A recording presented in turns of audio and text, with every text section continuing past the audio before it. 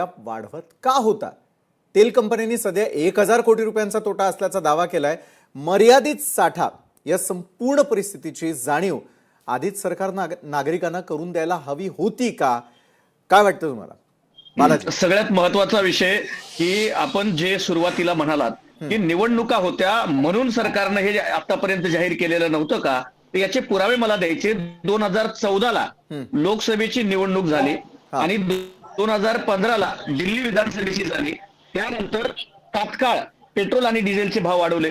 2019 ला लोकसभेची निवडणूक झाली, त्यानंतर लगेच पेट्रोल डिझेलची किमती वाढवल्या। 2022 ला यूपीचे निवडणूक झाली, त्याच्यानंतर लगेच त्या ठिकाणावरती भाववाढ करण्यात आली।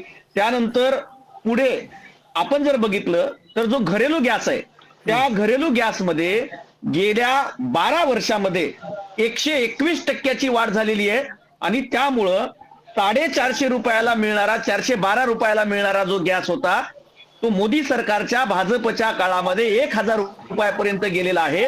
आणि आज परिस्थिती इतकी भयानक झालेली आहे या ठिकाणावरती देशाला आणि लोकांना पूर्णतः मूर्ख बनवण्याचं काम स्वतः देशाचे प्रधानमंत्री असतील आणि भारतीय जनता पक्षाचे सगळीच्या सगळी मंडळी करत आहेत। मला एक उदाहरण सांगायचंय की आता बेंगळूर आणि हैदराबादवर बोलतायत, मला तुमच्या केविलवाण्या बुद्धीची खरंच कीव येते।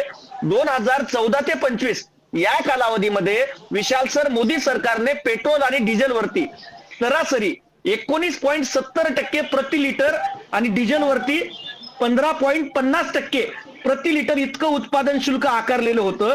आणि त्या काळामध्ये 2014 ते 25 या काळात मोदी सरकारने 21 वेळा एक्साईज ड्युटीमध्ये बदल केला, पैकी 12 वेळा ही एक्साईज ड्युटी वाढवलेली आहे आणि उर्वरित वेळा अत्यंत नगण्य कमी केल्या। आता मला कन्क्लूड करायचंय, तर आज जर आपण बघितलं तर गेल्या या एक्साईज ड्युटीच्या माध्यमातून आंतरराष्ट्रीय बाजारपेठेमध्ये रशिया युक्रेन युद्धाच्या नंतर क्रूड ऑइलचे दर कमी झाल्याच्या नंतर ज्या वेळेला क्रूड ऑइल स्वस्तात भारताला भेटत होतं त्यावेळेला जेव्हा विरोधकांनी विचारलं तेव्हा त्यांनी सांगितलं की आम्ही ही एक्साईज ड्युटी कशासाठी लावतोय, तर आम्हाला जे अगोदर म्हणजे ही जर लावली नाही तर भारतात 150 रुपये लिटर तेल झालं असतं, असं काहीतरी कारण त्यांनी दिलं। आणि आज जर आपण बघितलं तर 43 लाख कोटी सर गेल्या 12 वर्षात 43 लाख कोटी, याचाच अर्थ प्रति दिवस 1000 कोटी रुपये भारताच्या लोकांकडनं लुटण्याचं काम या सरकारच्या माध्यमातून झालेलं आहे। समारोप करतो, आता सध्याला रुपया पूर्ण 95च्या पुढे गेलेला आहे। सरकारनं निवडणुकांच्या पलीकडे सरकारला काही दिसत नाही आणि कळत नाही।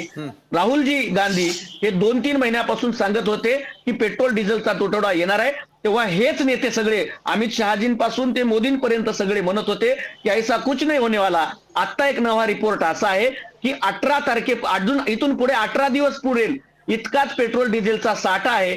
तर आम्ही ग्रामीण भागात काम करतो, अनेक पेट्रोल पंपावरती लांबच लांब रांगा आहेत आणि अनेक ठिकाणी आता डिझेल मिळत नाहीये, ही परिस्थिती आहे।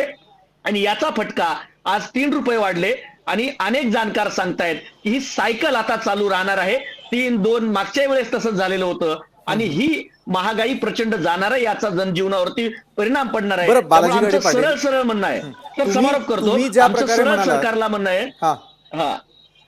तुम्ही ज्या प्रकारे म्हणताय त्यानुसार मला विनायक आंबेकरांना विचारायचं, अहो विरोधक म्हणतायत सरकारने यात जाणीवपूर्वक राजकारण केलं, निवडणुकीमध्ये केवळ स्वार्थासाठी सरकारनं वस्तुस्थिती लपवली होती का? वस्तुस्थिती